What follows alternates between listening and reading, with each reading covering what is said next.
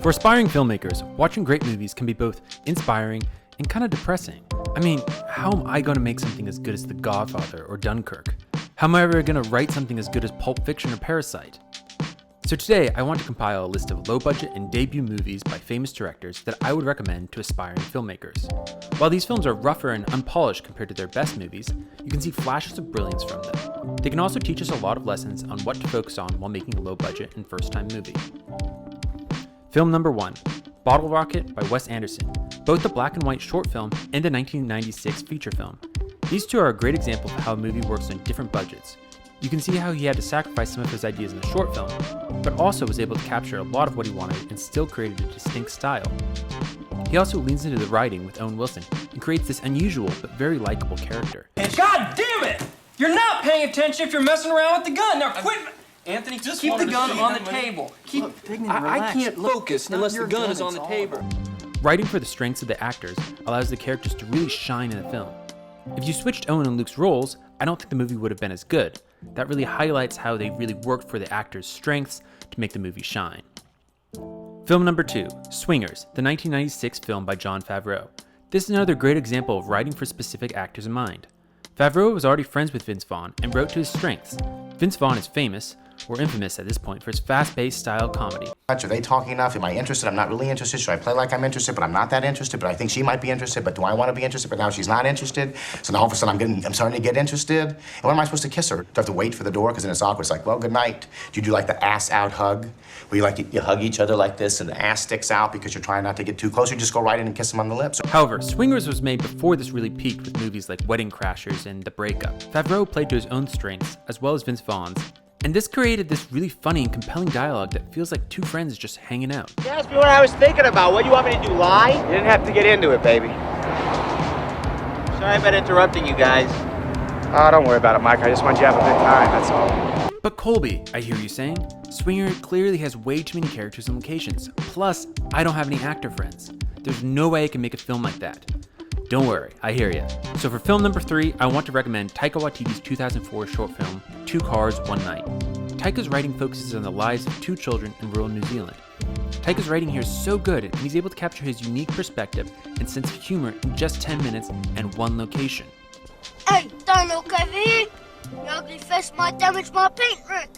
But Colby, I hear you saying, I'm not very funny. Well, don't worry, because film number 4 is Christopher Nolan's 1998 film, Following.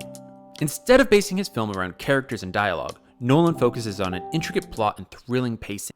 Nolan makes excellent use of London to make his film seem like it's much bigger budget than it actually is. So, if you're interested in making mysteries and thrillers, think about how you can write the locations that you already have access to.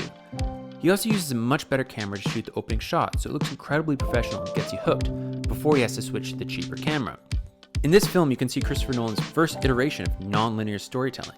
Also, his lead actor went on to become a professional architect, so it's not like you have to have Owen Wilson or Vince Vaughn in order to make your movie blow up. But Colby, I don't have any actor friends, I'm not very funny, I don't have any cool locations to shoot a movie, I can't write an intricate plot, my production quality is horrible, and I barely have any sound. Well, that's why number 5 and 6 are Mad Max and Night of the Living Dead. Both of these movies just created new genres, the post-apocalypse and zombie films. They also lent into the low production quality and created something brilliant. For example, Mad Max is filmed on these incredibly boring roads, and their production quality is miserable.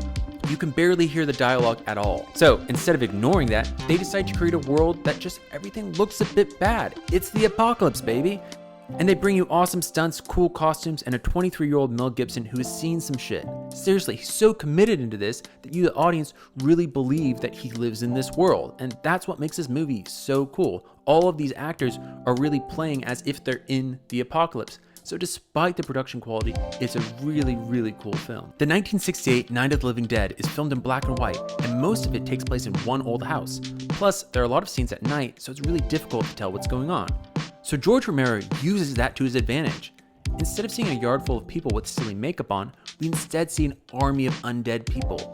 He leans into that low production quality to hide kind of the poor costumes and everything like that. If this was really well lit and everything, they would just look like normal humans. But because the camera can't pick up all of the detail, it looks very scary. And honestly, I think this movie is a lot scarier than the big budget Dawn of the Dead because your imagination makes the zombies scarier. And he uses the one house in an incredible way. Instead of making it feel boring, it actually feels kind of claustrophobic, and as the movie goes on and on, it feels like they're trapped here, and that really heightens the horror in this film. And I know what you're going to say next, but Colby, I'm obsessed with westerns, but live in England. It's all I want to make. What am I supposed to do? Okay, well then I want you to watch Edgar Wright's Fistful of Fingers. It's funny and silly and also extremely cool that everyone got together and committed to making this film. And while the actors are all obviously way too young for the characters they are playing, you'll notice that Edgar Wright's distinct shots and edits are already there. He's able to show you his visual sense of humor despite the ridiculous circumstances. So to recap, number 1, if you're making a low-budget movie, think of unique directorial styles that you can include. Often these include unique camera angles or locations, as well as just how the characters interact with each other. What kind of style makes up this movie? This can really help set the tone for the rest of your film. Number 2, write for your actors. Play to their strengths and use your friends to create on-screen camaraderie. Number 3, write for the locations you have available. Think about how the setting can influence story. Number 4, create a new genre. Lean into that low production quality and think about how weird the world could be if some crazy event happened. If your actors take it seriously, so will the audience. Anyway, thanks so much for watching. I'd love to hear what your favorite low-budget movies are in the comments. If you enjoyed this video, there are other film breakdowns and reviews on the channel, and I think you would enjoy that next. Go check them out.